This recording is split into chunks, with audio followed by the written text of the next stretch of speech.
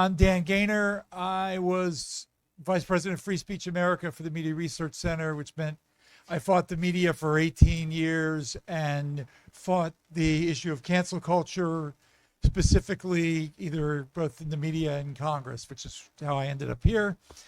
Um, we've heard two nightmare stories, pretty detailed. So I thought we would briefly hear from the other panelists who've not gone into their own cancellation. Why don't we start with the master of ceremonies, Rob, and work across? So what, you want to hear my cancellation? I want to hear about how you got canceled. I haven't really been canceled, but there was an attempt with a couple of attempts with BasedCon. My books haven't attracted that kind of attention for better or worse, but this con obviously has been kind of a lightning rod. The first year, and a lot of you have heard the story already, but you have to bear with me. We had somebody actually write a letter, and it kind of reminded me when Blaine was talking about the craziness level and all the stuff he was being accused of. It's like they're going from a template with this stuff. We had I had scheduled this Airbnb. We didn't do it through Airbnb, which was good in the end. But we had this big place that we reserved for BasedCon, the first BasedCon, and we somehow I posted some pictures of the place online. Somebody reverse image searched or something and found the Airbnb listing, and contacted the owner and wrote this big long message. And the way I found out about this was I showed up at the venue a few weeks before the event was supposed to be, and because I was gonna take another tour to just see the facility and stuff. So the owner of the place, met me there, and he comes. I park on his driveway and I start walking toward his house, and he comes out with this kind of funny look on his face, and he says, "Do you know someone named?" And then he gives some woman's name, and I have no idea who that is. And then he said, "Well, I got this email." And he was like, "Here, let me, I'll ever read it." And so I read this thing, and it's all the stuff about how we're transphobic and homophobic and all the phobics and sexists and whatever. And just going on and on about how, does he really want his place associated with this kind of thing? And so he asked me, "So what's this all about?" So I told him about kind of the whole, there are these sci-fi cons that used to be fun. Now they're all progressive stuff, and I had no idea. I didn't know this guy at all before this, and so I was kind of hedging my words a little bit and saying, some writers are more conservative or libertarian or whatever, and they don't really fit into this sort of leftist mold, and so we decided to do our own thing. And some people are not happy about that, and so they write these nasty emails. And he said, "Oh, okay, that makes sense." And he says, "Well, I'm a little bit over on the conservative side myself." And this was right after the election. And he says, "And I don't care what anybody says, the election was stolen."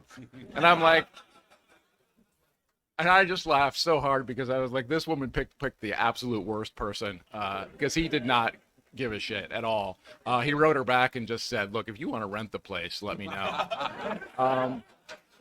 So that was fantastic with them. And then with the whole John Carmack controversy, I think we probably all kind of know what happened with that. He basically just said, "Hey, I'm going to be talking about technology and stuff and trends at BasedCon," and people were like, and he just tweeted it, not thinking anything of it. People looked into what this BasedCon thing was.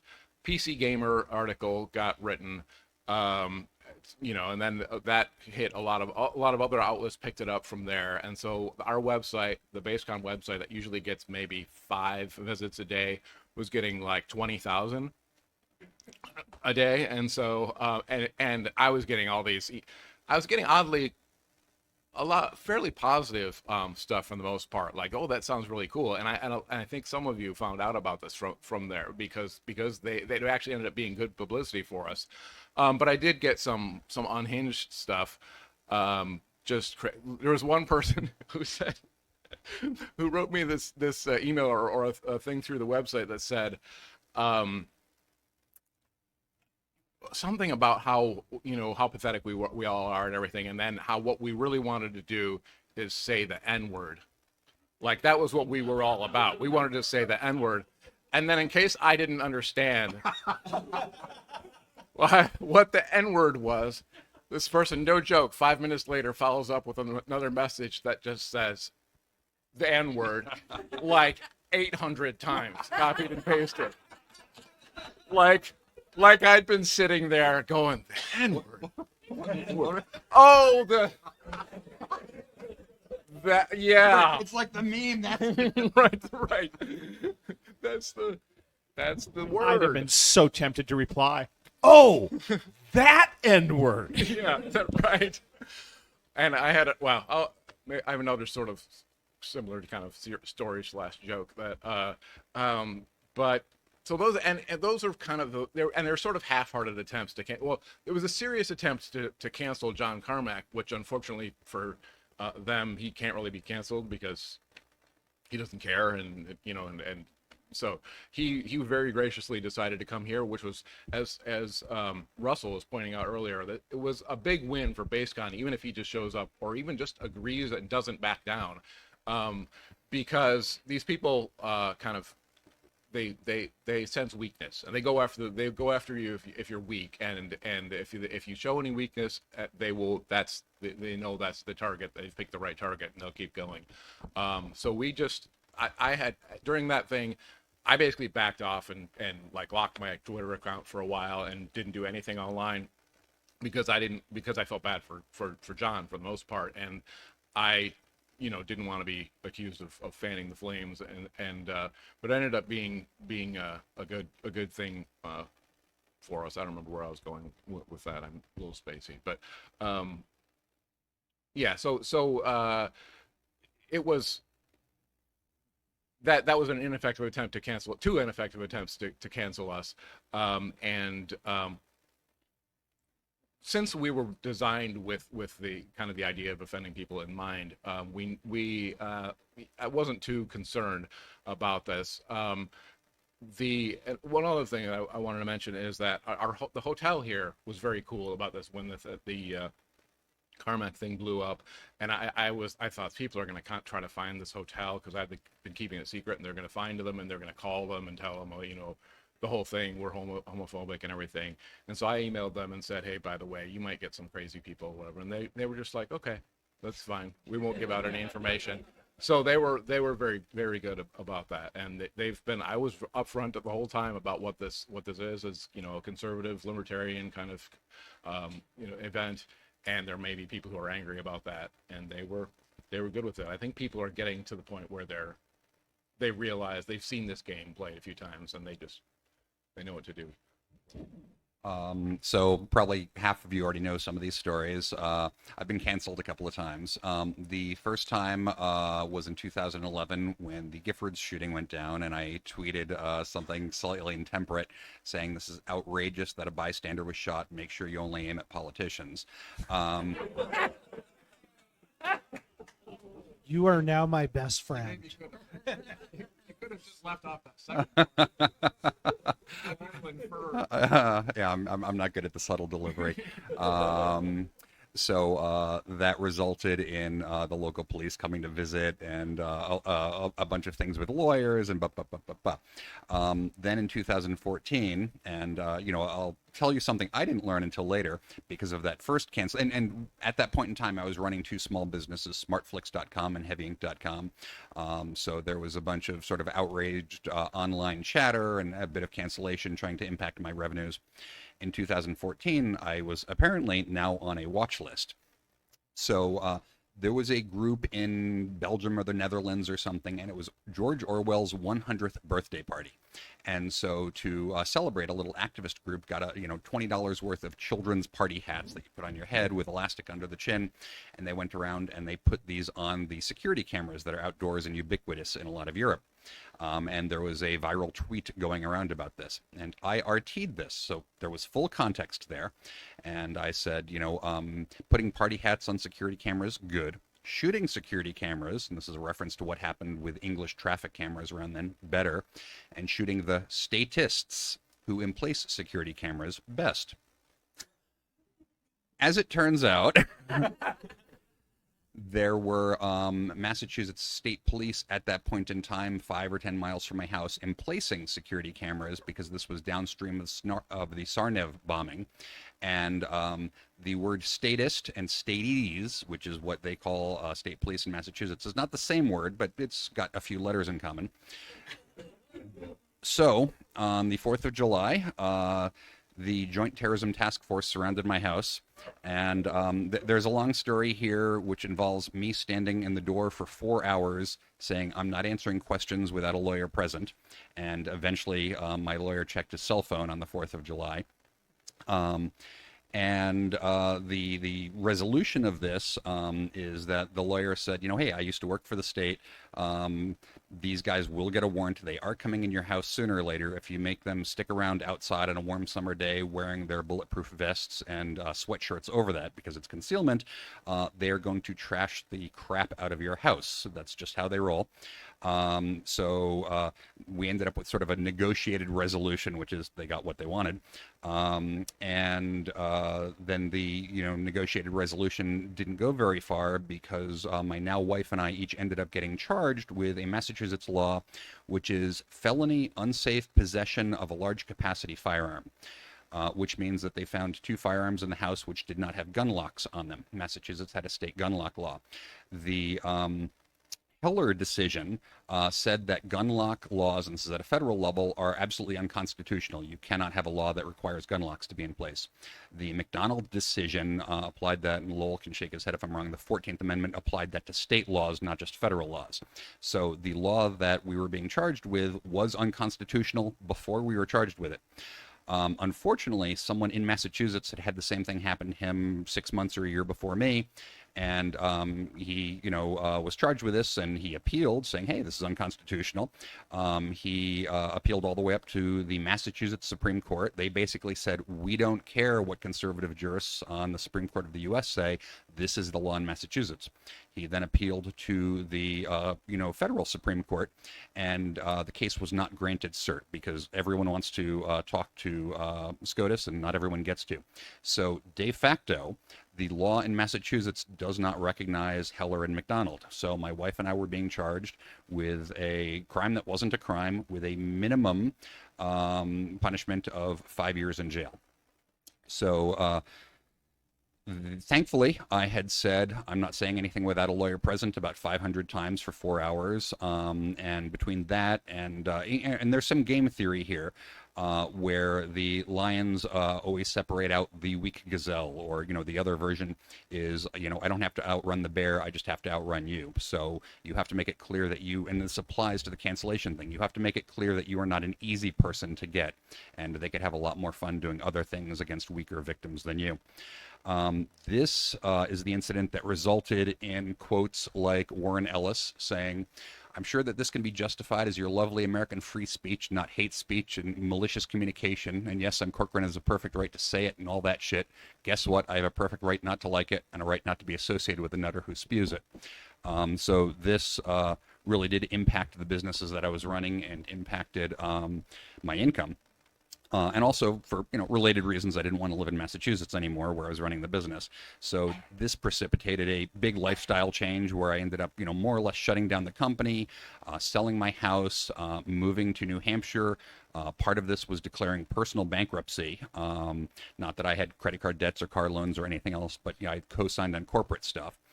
There was also the Radley Balco story. Where the quote isn't on the back. He said, and he and I spoke via email, and he said, "Corcoran admits that, what he said was tasteless and rude, but weirdly refuses to apologize." This is an important thing. It was said at an earlier talk, apologies don't help anything. They just make you look weak. And then they've got more ammunition to quote you. And my third cancellation attempt, most people here know that I ran for and was elected to the New Hampshire House of Representatives. So I am in seat 1024, which is how we know we're living in a simulation. Someone associated with progressives in New Hampshire decided, they found my, and my Twitter account there is Travis4NH. someone found my personal account, which wasn't secret, Morlock P. And this is hugely humorous. A person who, certain words are so offensive, and then they were obviously there at Google, typing in Twitter, Morlock P, a-hole. Oh, nothing. Twitter, Morlock P, shit. Nothing. Twitter, and they found something. They found three things. One is they found that Morlock P had used the N-bomb, and so they went to town on that, and they wanted to alert everyone to the racist.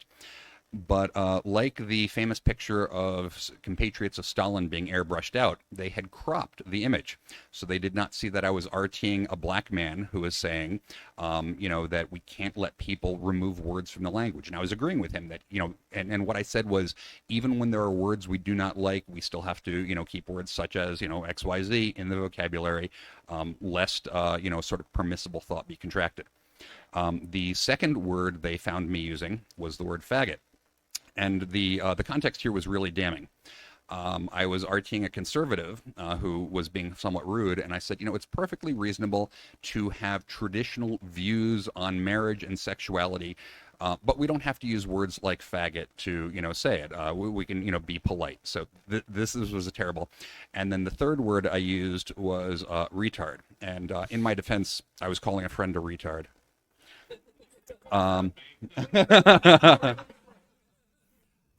So anyway, I've got more to say about this later, but I think I've proven that I deserve to be up here.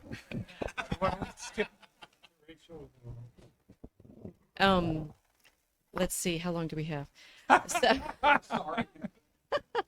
No, so I've been canceled in ways that I can't tell you because they're not really public conversation, but then I've not been canceled in ways that have gotten me in a lot of attention.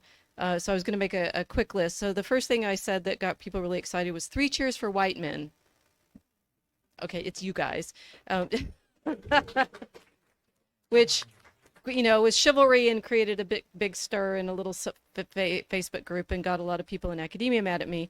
At which point, therefore, when my now long-term friend Milo Yiannopoulos was doing his, Dangerous Faggot tour on campuses, and my university was apparently a place where we had no safe spaces and no trigger warnings, and I then started writing about Milo's campus tour because he was testing these premises, and I was asked to write about something about when he got canceled from Berkeley, and then this triggered, okay, it's long, right? A lot of this is on the blog, Fencing Bear at Prayer, including things where I tried to answer one of the colleagues who had been upset with my 3 cheers for white men post, who had spent a year and a half saying that I was therefore a fascist because I said 3 cheers for white men because of chivalry. And she was making some arguments about how after Charlottesville, this is 2017, right? After Charlottesville, every one of us who was a medievalist who went into the classroom and did not, in fact, explicitly signal that we were not white supremacists, our students would assume we were. Got that? So I wrote a blog post called How to Signal You Are Not a White Supremacist, at which point I pointed to her in the, apparently using her own picture that was on the internet was a reason to be concerned, saying, I work on, among other things, devotion to Our Lady, who is known as, among other things, black but beautiful. I'm not sure that this really fits with the, the narrative that they were trying to get. That got the letter, 1,500 signatures, that got the this and the that, and it played out. A lot of the things that were said on me about Twitter, I've now chronicled on the blog, so you can see how my colleagues described me in public. There have been both in, sort of sad and background cancellations. We were supposed to have the Medieval Academy meet in Berkeley in March 2020. The panel that I was on was completely canceled out of security concerns before the meeting actually took place. Of course, the entire meeting was canceled because COVID came along and canceled our entire culture. At which point, then, I found myself having to stand up to, policies at the university. I spent all last year holding a prayer group to be the control group against the mandated vaccines and masks and things like that. And we had a little conference in May on the academic failure and its response to COVID because of all the cancellations that have been happening around.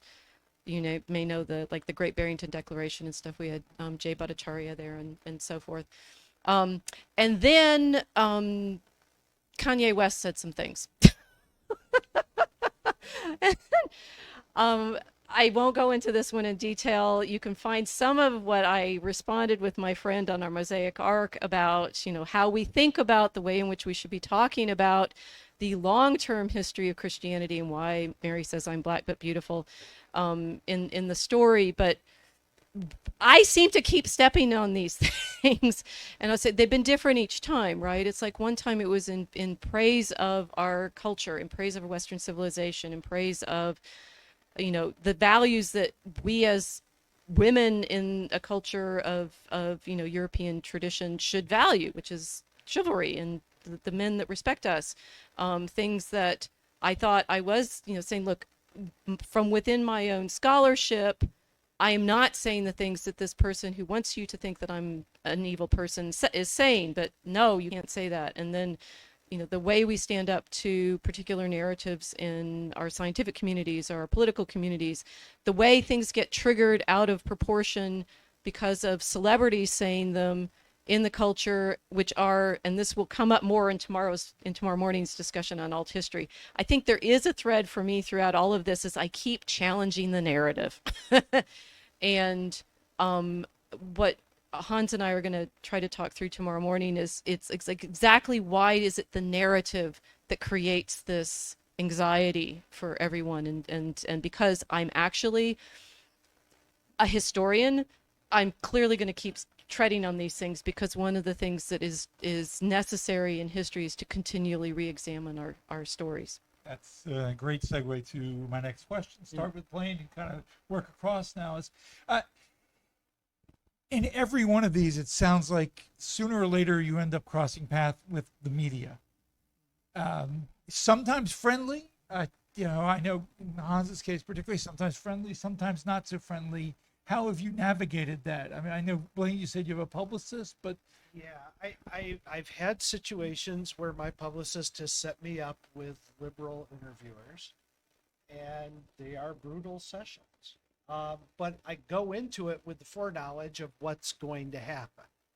And because of that, I'm able to kind of tackle it. I don't shy away from them if they want to do it. I don't spend time with the bottom feeders. I'll do it if it's a major television show or something along those lines, or a local news broadcast. I will actually engage with that. If it's some guy running a webcast called I Hate Conservatives and he's got 4 followers, I'm not going to waste my time with that guy. But I find that you have to do it because the narrative is what they're pushing, and you have to have a counter narrative. You have to have your narrative out there. And the only way to do it is to actually engage with these people. Okay. So I've spoken. I've been on the front page of the New York Times in the article. Right, I wasn't. No, anyway. They're not your friends, right? Journalists are not your friends. What they are is storytellers, and what they're in search of something that feeds their version of the story. So the videos that we do are on unauthorized TV, and the New York Times article was the trigger for Vox asking, "Do you want to do a medieval history series?" I'm like, "Oh yes, okay." Vox will always say, "Don't talk to the media," and I think for the most part that's wise advice, because we can't change their narrative. It's like you get these invitations from the New York Times or something like that, and you think, I'm going to give them the better argument. They're going to be persuaded. They're not. Right? They are looking for the thing that the good quote that they can put in their balanced story of both sides that will never take your side, because that's not their frame. And I think that's, sort of, it's difficult. So talking to them or not, go in recognizing that everything you say can be used against you. Yeah, and I agree with you in principle, but the only challenge I would throw against that is, as my publicist put it to me, he's like, if you don't do these things, they will put down that you had no comment, which is just as damaging as if you give a comment. So he's like, you can it's better for you to give a comment in many respects than to not say anything. Well, this is so. What I agree that I've referenced my blog, my Fencing Bear blog, and when I started realizing I needed to document everything, what you say, take screenshots, and write about the things that were being said about me in a way that I was responding. And I mean, my general argument is always respond joyfully. Right, that there is, and you can see that on Fancy Bear, that she's trying to do that. There's certain things you can't affect. For example, my Wikipedia entry. Everybody look it up. They reference that New York Times article. They reference a few other things. They're all technically accurate except my age, which they can't seem to get my birth date right, which is interesting. They want to tell particular stories, and we're their fodder, which is, you just have to be comfortable with that, and in fact, actually, I mean, joyfully recognize that they're it's part of the story. I will tell you one tip is journalists will ask the same question several different ways. Remember your answer, keep giving that answer. I had ABC try to get me one time, for evening news show, and they asked me the same question 3 different ways during the interview. They didn't get any answer they wanted. They didn't go with the interview. So that is one of the ways. They'll just kill it if you don't give them the fodder. Hans? Well, I had a very positive experience overall, and it's really thanks to the pioneers ahead of me who've taken all the arrows in their backs. There was a day where if you got canceled because you said something hateful, people would say, "Oh my goodness, he said something hateful. I don't want to be associated with someone who's saying things hateful." But that card has been overplayed so many times that no one takes it seriously and no one believes it, and it ultimately ended up, in my case, in generating a lot of very positive publicity that doubled the backing that I had when I got canceled. Now, as for the media attention I got, there was I woke up to discover that Fox News had reported on the cancellation that the Wise of Heart suffered, and that the Blaze had reported on it. And really, that don't apologize advice is excellent advice, and I wholeheartedly endorse it.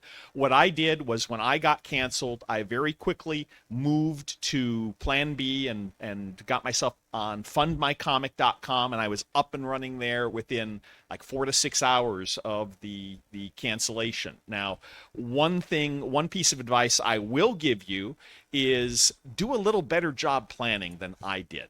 Because I was under the assumption that once Kickstarter had approved my crowdfund campaign, that it was smooth sailing. They it's a change of attitude here. So they kind of blindsided me with that, and I wasn't as well prepared to make that transition as smoothly as I could have. But overall, I had a very positive experience because so many people ahead of me had negative experiences. People saw that and were quite willing to double their backing of my campaign.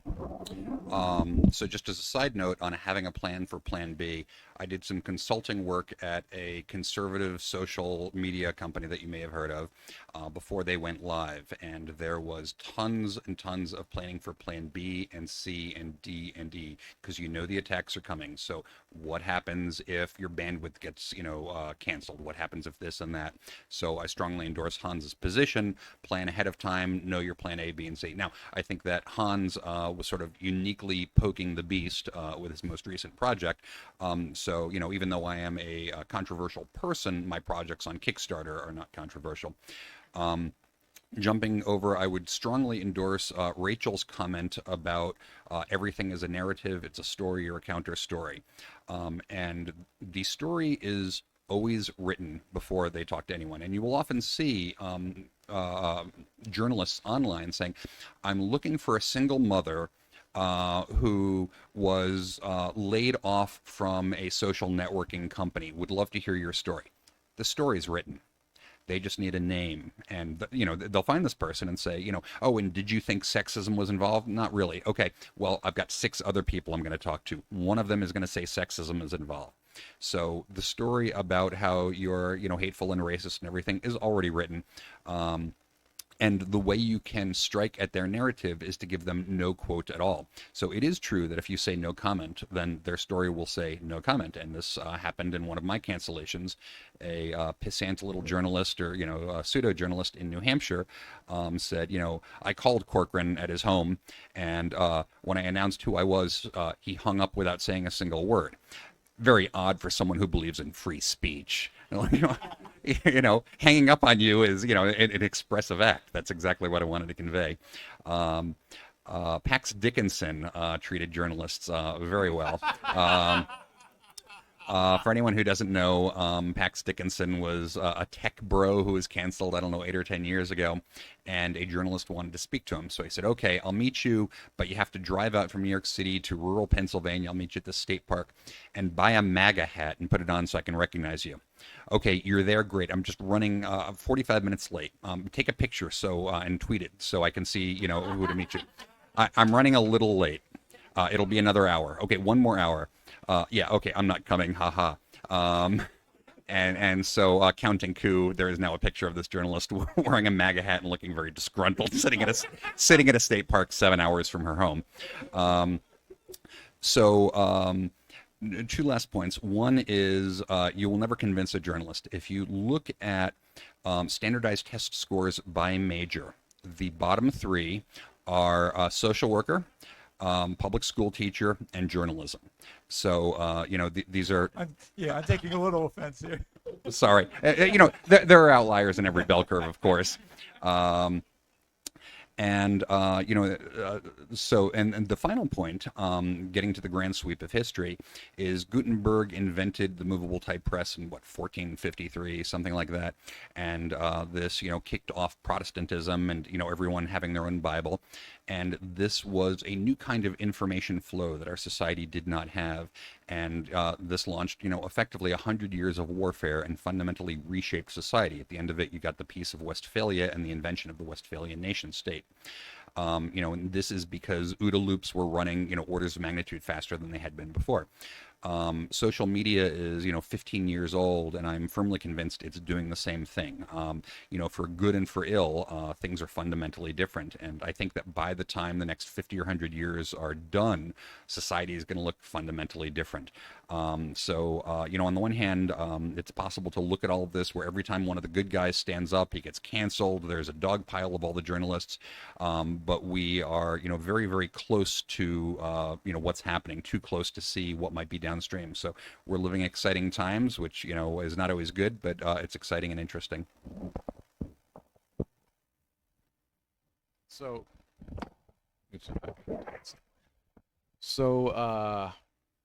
first of all, I have a kind of, it's interesting that you said, that Travis said earlier about that they'll actually go to Twitter or wherever and search for your name or your handle and particular words and do that repeatedly, because I had an experience recently with somebody who found one of my tweets and was trying to screenshot it and shared it around and stuff, and I originally saw this tweet from me, and I thought that I thought it was a fake, like somebody had dummied it up, because I didn't remember saying that. And I was like, what, really? I said that? And then what I had said, okay, so what happened was there was some other controversy going on, and somebody was just trolling me on Twitter and saying something about how, like, I'm all about hating Jews and N-words, and I this is just this crazy person, and I was having a little bit of fun with them, and I responded, no, I don't hate Jews and N-words. I hate Jewish N-words. It's the intersection of the two. And so it's purely a joke, but if you look at that response, and I don't think I said N-words, so it was because it was funnier that way, to actually spell out the words. So if you look at that tweet, it looks pretty bad, and it didn't really go anywhere. Like a few people, like once in a while somebody responds to me with this and is like, explain this or whatever, and I just block them, and nothing happens. But as far as dealing with the media, I wanted to say that the only thing I have to say about dealing with the media is that with all the stuff that's going on with John Carmack and everything else, nobody from the media has ever even bothered to try to contact me. So that I'll let you draw what conclusions you want from that. Robert, Joy Behar wants to talk to you. I got interviewed by her once, and it's the only time I think I've ever agreed with her, but it's scary. We talk, every one of you painted a really bleak picture about this kind of stuff. So think about going forward. Are you white-pilled, black-pilled, or somewhere in between? Let's just start back again. Huh? Well, I try to be white-pilled. That's what this is about. People getting together and just doing their own thing because we're, and just being here is kind of a rebellious act. I mean, just showing up because all of us have, well, pretty much most of us have employers and relationships and things and stuff. And it's, you probably had to explain to some relatives what this is all about. And so this is my positive move for the most part, BasedCon, and writing stories, just writing fun stories that, so yeah, I'm trying to be positive. Still on? Yes. My answer to this, I started actually giving to the previous question. I said I agree with Rachel about the power of stories, but then I didn't flesh that out. And so what I wanted to say is that society runs on stories, and you are building tribes, competing tribes, each organized around central theses and stories, etc. And so every New York Times article is always supporting the central thesis. One thing that Trump showed us is that you don't need to use the media, and you can just reject the thesis. Now, if someone asks you a question, effectively a "have you stopped beating your wife yet?" question, do you hate, the Jews more or the Polish? And you're like, well, I don't hate the Polish as much, there's no winning this. And so, Pax Dickinson, trolling the journalist and getting a MAGA hat on her, didn't speak to her. He didn't speak to her audience. He spoke to his audience. And so when some progressives in New Hampshire try to cancel me, what I did was speak loudly to my audience. Just, totally ignore them and use this as grist for the mill. I think it was H.L. Mencken who said that one horse laugh is worth 1,000 syllogisms. And so, and that's what Pax knew, in his bones. So my pinned tweet at Travis4NH has the meme from the Ballad of Buster Scruggs, where the guy is standing on the gallows and he grins and he says, "First time." And so I just, it was a thread about how absolutely powerless the left is. They think they've got me, but I'm going to explain to you, my followers, calmly and coolly, the context of everything and how these idiots think they can get me to apologize. And it ended with, "I will never apologize." And that's a narrative. That's sort of, I am Spartacus, and people love that. And you get people DMing you. There is a network of people out there who think like you, and so we need the few people who will stand up and not just slightly apologize or not apologize, sort of boldly fighting them, is creating a counter narrative. And when you create that counter narrative, you inspire other people, and there are lots of people out there, and they will reach out to you. So I'm segueing a bit into pragmatism here, and the pragmatism is, if anyone tries to cancel you, if you fight back, the network, the Harry Potter owl will arrive with your invitation. And so there are consulting jobs, there are other opportunities. And sometimes you have to eat a bowl of crap, to survive a cancellation attempt. I changed my name on LinkedIn and did a few contract jobs under an assumed name. And you have to explain to the HR, oh, yes, my birth certificate for proving citizenship doesn't quite match. And then you have to sit through meetings where, someone says, Kyle, right, yes, I'm on schedule. But so the takeaway here is, be not afraid. Fight. I want to echo Travis's white pill message on that. I had a very positive cancellation. It was really more of a minor inconvenience that ended up doubling the pledges behind my book. Now, I had the liberty of doing that because I knew I had a pretty secure base. When I was taken aback when I discovered that, Fox News and the Blaze and all these people were reporting on my cancellation, and I realized I needed to get ahead of the narrative with the people at work. So, I had to fess up to our facility security officer and our cyber security people and our IT people. The threat profile might be changing a little bit the next week or two, because it's pretty easy to track me down and figure out the company that I work at. And I had to go talk to my boss. So I went to my boss and I said, boss, I was writing that book about the Scopes Monkey trial. Well, my crowdfunder got canceled. Oh, it got canceled? Well, yes, it did. Why did it get canceled? Well, they said that I had engaged in hateful conduct, and I had to, and they canceled my crowdfunder, and I had to re-platform it on another platform. They did? Yes, that's what happened. He said, oh, well, what's the website of the new crowdfund so I can double my pledge?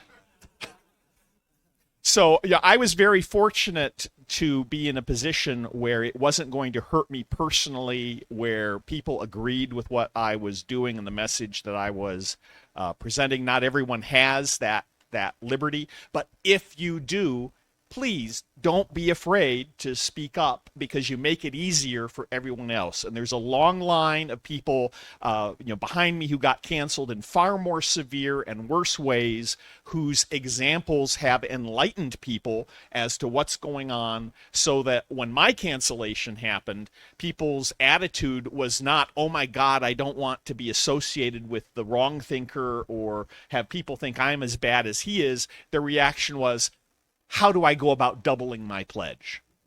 And I can say, just personally, I write media criticism and write about this stuff for Fox News and for Fox Opinion. And so if you hear of something or it happens to you, or any you all have this crap happen, or reach out to me, and I can at least direct you to the right people. Hey, I'm still waiting to be on Fox News. Come on. So what Hans said is very important. To, tell your boss, keep them in the loop and so forth. That I definitely did that with the university. By which point they're used to me, so that they actually, for our Bounding into Comics interview for Draco Alchemicus, was listed in the new University of Chicago news clipping. So yes, it's there is a happy ending here. You all figured it out by now. I'm Christian, and we win. Right. So the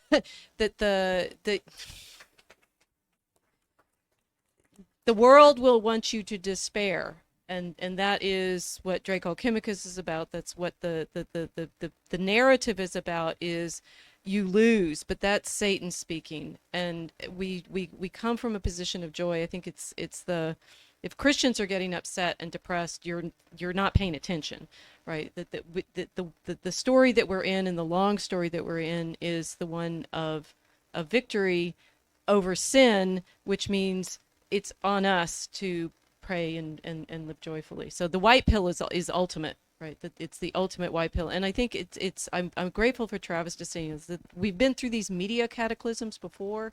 This is ours. This is our chance. This is our test and our trial and our adventure. And maybe that's why I keep ending up in situations because it's saying, all right, I'm going to write another story. I'm going to keep within this story of the tests that I'm being given in this life. I've met a lot of people here this week, and I will impart to you probably the ultimate point on this: be uncancelable. You can only be canceled if you let yourself be canceled. Yes, you may lose a gig, you may lose a job, you may have to move over to a different platform, you may have to move out of state, but they can only break you, and if you don't get broken, build your tribe, work with your tribe of people, and move forward. And I'm at a point now where I look at it and go, yeah, they're complaining to my publishers and they're going to do nasty things. But in the end, I can't be stopped. I rely on my talent, and you just have to be uncancelable. And as long as and that's a frame of mind more than a reality. And you've done it remarkably well. You know, and I think a lot of people here, the people I've talked to, are good people with good resolve in your heart and etc. You can't be canceled. You know, they can yell and scream and holler at you. They can accuse you of every sin under the book, but it only breaks if you break. If you want to continue, just push ahead. Let's follow up on that. Then what, you know, I mean, obviously, I think you all are more experienced, hopefully, than most of the people out there. What other tips do you have to stay the course, to things you haven't said? Because obviously you had a whole panel for this, but Well, I think a lot of it is we don't look at ourselves holistically. And I think once I realized I was out of shape and wasn't prepared for somebody crashing into my house, I started getting into shape, and I found out that after all these years, wow, if you exercise, it actually clears your head and gets you going. And my publisher, Wordgate, who's on at 7 tonight, one of the things they told me is find your tribe, build your tribe, and be a good patron of your tribe. And your tribe, it could be your fan base, your circle of people that you count on, etc. And so I've spent a lot of time kind of going, who is my tribe and what makes my tribe? And I rely on my tribe, and I'll go to the tribe sometimes and say, this is the crazy new thing. What do you think? And they're like, that's crazy, you know? And, you know, it's good having, it's not an echo chamber. It's people who think and believe the way you do, who have the same morals you do, who have the same values you do. Find those people and you're undefeatable. excellent. That's called church. I'm not deeply religious. I'm just spiritual. He's gonna rub off. So I think the attitude is significant, and I'd say so. A lot of this happened originally because of my blog, which is Fencing Bear at Prayer, and Fencing Bear at Prayer started as a practicum on learning defense, actually, and with the spiritual discipline of this is what the Desert Fathers did, right? You become spiritually stronger when you take on the battle. And this is the Desert Fathers. They go into the desert because that's where the demons are, and that's where St. Anthony spends all of his time wrestling, right? You're talking about you got in better shape because of all of this. So it's like this is being alive. This is the time when we are in training and becoming disciplined. And this is where the poetry work that I've been doing it's learn to scan, right? It's a mental discipline. All of these things are opportunities to train and get skills and be disciplined. And it's in fact in the practice the joy comes from, but it's I think that's what we're meant to be doing. Mm-hmm. We're all storytellers up here, so let me give you my tip kind of in the form of a parable or a story. When a lion gets old and infirm, the pride will not tolerate freeloaders. So the old lion will sit down under a shady tree on the savannah, and when the wildebeest come by, he'll give them a big roar. And even though he's old and infirm, that roar is still pretty powerful. And the wildebeest hear that, and they are struck with terror, and they run away as fast as they can right into the rest of the pride, which is sitting there waiting, and tear them limb to limb and devour them. And then they'll bring, when they're done feasting, they'll bring a haunch of meat over to the old lion sitting in the shade under the tree. So increasingly, not always, but increasingly, the woke gatekeepers are the lion. And if only the wildebeest were to pause and run toward the lion, that old lion might be able to get up and hobble after him a little bit. And he might get lucky and be able to take him down. But when the lion roars at you that is a non-affirmation microaggression, or when the lion roars at you that is hate speech, or that is a topic you are not to be discussing, oftentimes the correct course of action is to either ignore it or face it head on. And whatever you do not run away and apologize and abase yourself and acknowledge the lie and say that the true is false and false is true and good is evil and evil is good. If they get you there, they will rip you limb from limb and devour your soul. So don't do that. I mentioned once or twice before looking at it in game theory, and the police are in a sense, and I'm not trying to make a political point here, but just in a sense they are predators in an ecosystem, and they themselves always go after the easiest prey. So if they arrest 10 people and 7 or 8 of them start talking and immediately incriminate themselves, and 1 or 2 others, take a plea deal saying, sure, I'll just serve 3 years, we don't even have to go to court. The police accomplish a lot of their goals with a really minimum expenditure of effort. And if, all 10 people kept their mouths shut and said, take me to court, prove it, they might end up convicting 1 or 2 of them, but they just don't have the resources to convict everyone. The SJWs and the leftists and the progressives have a similar game theory. They scream and they roar and they get people to roll over, and then more than that, they get people to stay silent and self-censor. I think it was Blaine who said that in an earlier session. In neither case is anyone prepared for, victims who refuse to be victims. So, always attack into the ambush, change the narrative. And, there's a question, how do you do that? Not pragmatically, but sort of intellectually and emotionally. And I've got an answer to this that I think Rachel is going to love, which is, these days it seems that kids don't have heroes per se. They have celebrity whatevers. I like Beyonce. I like, whatever.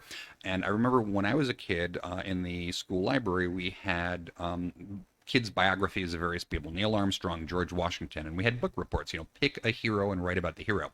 And this is one of those, and then going further back, we had the lives of the saints, and you would read these and like, oh, this saint was great. Oh, really, why was he great? What did he do?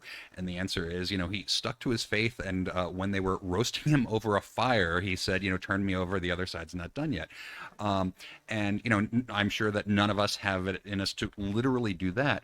But when you look at these things, it sort of normalizes the aspiration, where you think, well, I could never literally do that, but I could tell them to go F themselves, or I could tell them no comment, or I could hang up, or I could say, I don't respect you at all and no one else does, or go buy a MAGA hat or something. So I think that focusing, if you think you might ever get canceled, focus ahead of time on the kind of person you'd hope to be.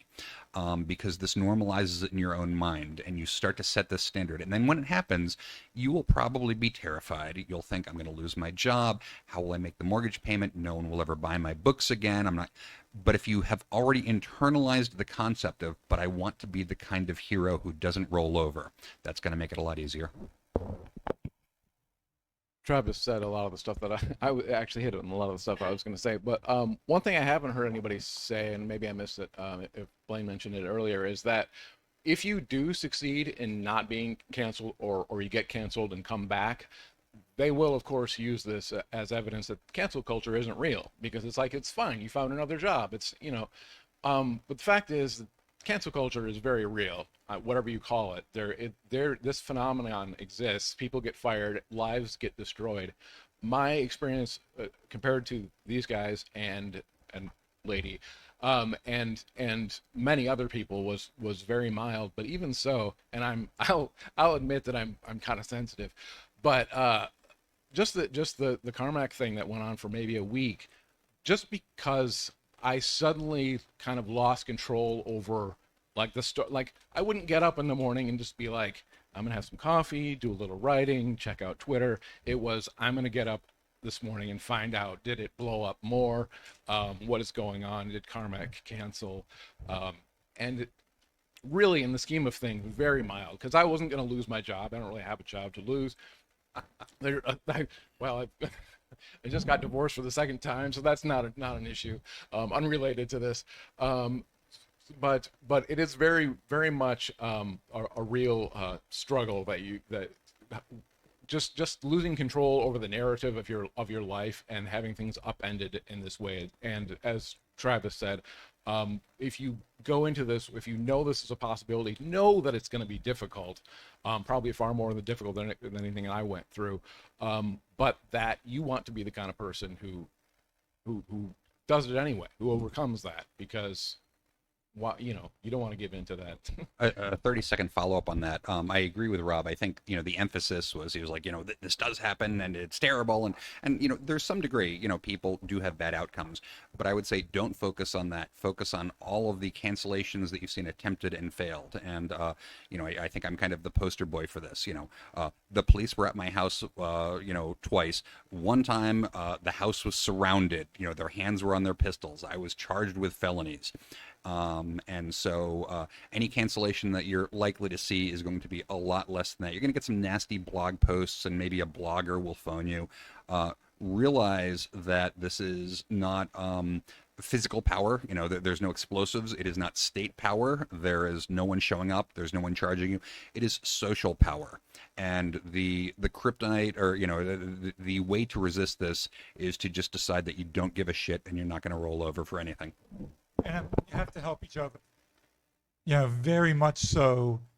The people, Blaine was very right about people, just the betrayal is shocking. I mean, I come from journalism. Almost every single person I was friends with or who loved me as a boss won't have anything to do with me because of being conservative. So you just have to accept it. So we have time for a few questions, and let's start.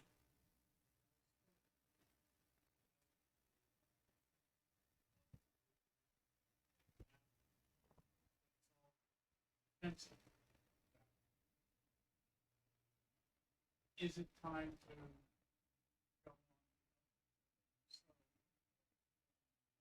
I thought that's what this was. You mean What do you mean? BasedCon? Right, exactly. I think it is. I am because on the offensive. Yeah. She definitely very. Cultural creation, writing books.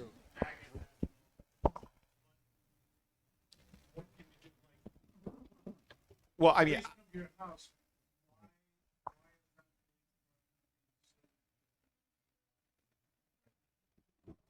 That's defensive too, though. Yeah, I mean, some of these things, getting to sort of police norms and Supreme Court standards about it, these things take 50 or 100 years to change, and so Heller and McDonald was the end of sort of 100 years, and that battle still isn't entirely over. But I would say that right now, the SJW culture is ascendant, and you can't fight it head on. What does fighting it head on look like? It looks like a Proud Boy march or something, and the framing for that is already set. So a head on battle, is just grist for the narrative that they already have. So you have to do something else. One thing that I'm doing is, writing novels that try to sing the praises of an alternate social order, which isn't that alternate. It's sort of like 1950s, 1960s America, and specifically writing young adult books. And this gets into sort of having heroes, thinking about norms, etc. So I would say there is no particular proactive approach to how do we pre-cancel the SJWs before they cancel us. But that's also tactics. That's fighting next week. I want to be fighting 20 and 50 and 70 years out by trying to change the minds of the youth. and it's entirely likely that you can, in my case, I took my cancellation. I turned around, I doubled my pledges. Now, that's because people have seen all these other cancellations take place, and they're tired of the cancellation, and they want to send a message. And I'm happy to be the very grateful recipient of that attitude. But and there are people who deliberately go out to court controversy and use that as part of their marketing, and you can do that. That's not really my personal style. But you can, the white pill I want to be sure I leave people with is, if you stick to your guns, you can overcome the cancellation, and there are going to be a lot of people out there happily cheering you on as you do so. I see. So, making art is our offensive. It's like and this is our art, our skill, our joy, our beauty is one. It's cultivation. It's time. We're in a culture where we should be cultivating. The problem, of course, with their attacks of us is they're simply destructive, right? How long does it take you to build the block, tower and stuff, and how long does it take for them to come and kick it over? So everything that we're doing, as we're making stories, as I'm teaching, as we're making pictures, as we're making movies and story, all of that is our offensive, but it's the sort of glorious, gentle offensive of growth. and I keep saying joy and beauty and all of that, and it's frustrating because their attacks on us are simply coming in and kicking over what we've been working on, and so we have to start building again. Strongly It's a endorse. lot easier to destroy than it is to Yeah, build. yeah. Over here.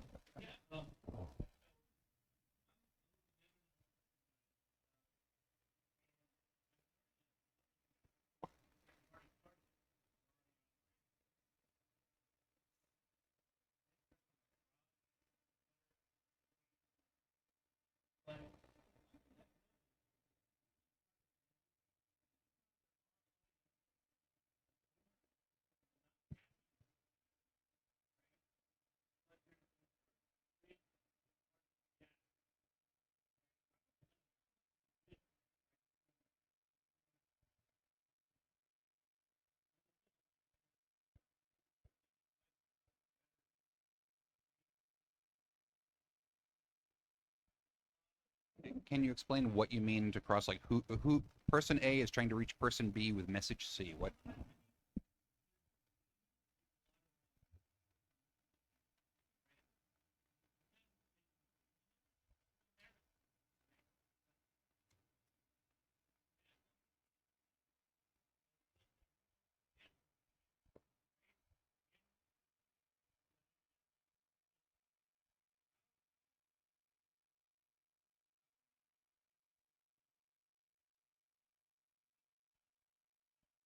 Okay, so I'll try again.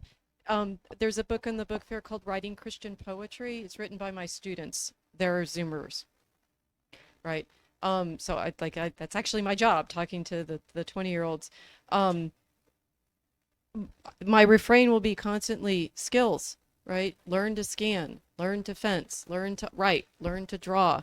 That we need to be positive artists. And I think from what I can see of my own students, they are, one, they're more capable than we often expect, and two, they're hungry for this kind of framework and activity, and we offer it to them, right? Offer that as an opportunity. And probably use not just, I know most of this panel from Twitter, but Twitter is not where most young people are. They're on TikTok.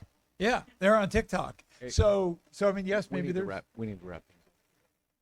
okay. We need to wrap things up. for Okay. dinner. So yes, it is dinner time. We need to wrap things up. Please, these people are wonderful. They've endured hell. Give them applause.